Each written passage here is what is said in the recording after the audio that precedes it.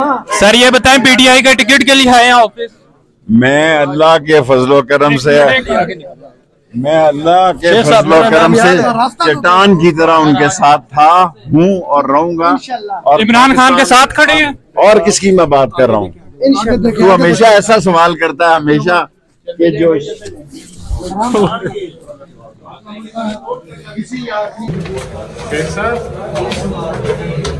शेख साहब sir PTI के office में आज आप आ गए हैं, क्या कहना चाहेंगे?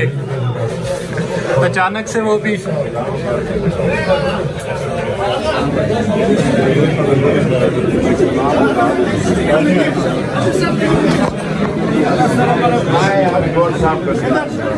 साहब ने तो सिर्फ 2 मिनट बैठे